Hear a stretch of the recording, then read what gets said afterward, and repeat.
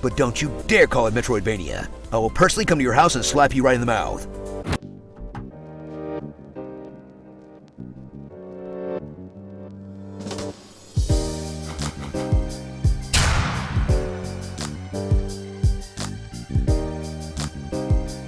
What's up, what's good everybody? It's the one and only ADtheTribalChild, and if you're back from my last video, then thank you for keeping it locked. For this episode, I'll be reacting to honest game trailers, Metroid Dread. And not to go off topic, but if you own a Nintendo Switch and haven't played this yet, you owe it to yourself to check this game out. It is amazing. Even if you're not a fan of the Metroid series, it's definitely worth checking it out.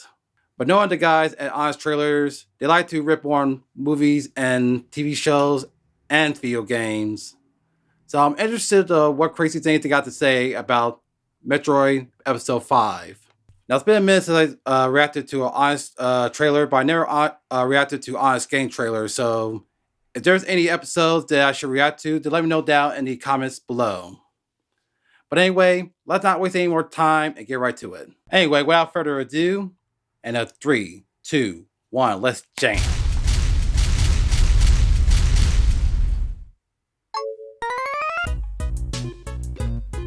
And I don't mind the spoilers, I already beat the game, by the way. From a franchise that was buried deep in the catacombs beneath Nintendo headquarters comes the return of a character whose most frequent appearances in the last decade were on the roster for Smash games. That tosses most of the intervening years of change in the garbage and mostly displays like Super Metroid again.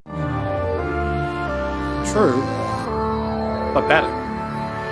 Oh yeah, that's the stuff. See, even the narrator knows what I'm talking about. Metroid Dread. Return to a series that you've either been screaming at Nintendo to pay attention to for decades, or memory hold entirely at this point, with a sequel to a beloved handheld classic, up-resed in all the right places, where you'll take command of the massive 80s shoulder-padded spacesuit of Samus, once again marooned in the depths of a planet with no Z-axis, and made to explore an insanely convoluted series of tunnels that seem ridiculous for anyone to have ever inhabited. Alright, in the defense, those complicated maths are like the cornerstone of the Transylvania subgenre, if not the speedrun community as a whole. Not to say I'm a speedrunner, which I'm not, because I couldn't complete my first run in less than 10 hours to save my life. And I actually seen a few where they completed the game in less than an hour and a half, which is fucking bananas. But anyway, let's get back to the video. Collect convenient upgrades for her suit that she somehow misplaces before every shipwreck. You might call it physical amnesia. Which at this point, you'd think she'd have some backups by now. To open up the next blocked hallway in this deceptively linear rat warren. Assuming, of course, that you can remember in God's name where it is, and progress the storyline, which at this point doesn't even really have Metroids in it anymore. In a gameplay loop that we're all relieved is extremely familiar, and based in no way on whatever the heck Other M was trying to do. I never played Other M. I own the game back when I had my Wii U, but I had to give it away because, you know, financial crap. But anyway, I've been hearing nothing but bad things about Other M. For those who play it and those who actually enjoy it, let me know what it's like in the comments. Recall the highs and lows of the more traditional Metroid experience, as you balance out Mostly the highs. excitement of the occasionally frenetic combat, with the annoyance of slowly getting chipped away at by cheap shots until you lose like 10 minutes of progress, and the joy of blasting open a brand new path, with the agony of searching the entire map for one, before giving up and Googling it. Then experience the old school joys of Metroid gameplay, like having to shoot the same alien coming out of the same hole for 5 minutes to get your health back, putting the game down for a day or two and forgetting half of your abilities, and backtracking for 20 minutes to find out you still can't open up a door. In a twist on an old formula that will make you feel right at home if you're ancient enough to remember the TV show Full House, but will crush your spirits entirely as the parry mechanic pops up, and your now decrepit middle-aged brain is too slow to react. Hey, stop running at me! This is elder abuse! Someone call the police! Oh, come on, look. Like, as long as I've been playing video games, like like the thing about Metroid Dread or any game from the series or any of the Metroidvania series, there's a lot of trial and error involved. And a funny story, while I was playing through Metroid Dread the first time, I copied my save file halfway to devote to finding items while I used it for just streaming. And I mean, it's not really that difficult. In fact, it's the first Metroid game that I could play with 100%. And that is an achievement as a gamer. I don't know what it is. I mean, I didn't even get close when I beat Super Metroid, for God's sakes.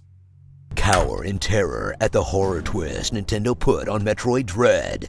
The Emmys. That seem relatively innocuous at first glance with its cute name and generic design.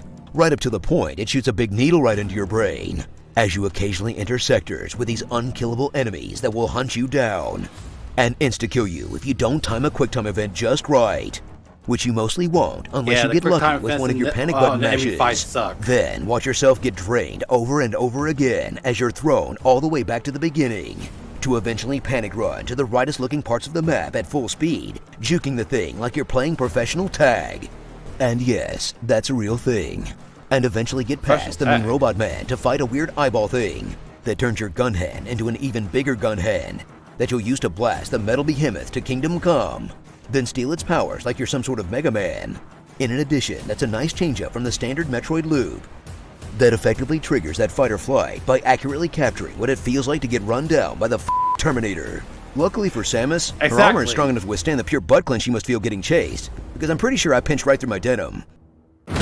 Once you've sunk your teeth into an old-school Metroid adventure, get ready to get your ass crushed by old-school style boss fights, where they suddenly demand about twice as much skill out of you as the entire rest of the game, as you dodge waves of different attacks and try to refill your ammo, while shooting an entire silo's worth of missiles directly into its face, and take an entire energy tank's worth of damage every time you get hit, as you get bodied over and over again as you try everything from denial to panic, only to realize that the only way to beat the boss is to patiently figure out every step of its entire pattern, as you memorize each move and parry perfectly like a beautifully choreographed dance, until it activates its second phase, in climactic battles that provide a true challenge for hardcore Metroid fans, but will probably be the cause of more than one Switch getting demolished by velocity and a wall. As the true horror of Metroid Dread is revealed, it turns out you suck at Metroid. So curl up into a morph ball and shove that blaster into all the holes for a Metroid game that's far better than what basically anyone could have expected, especially from a company that mostly ignored it entirely for a decade. But don't you dare call it Metroidvania. I will personally come to your house and slap you right in the mouth.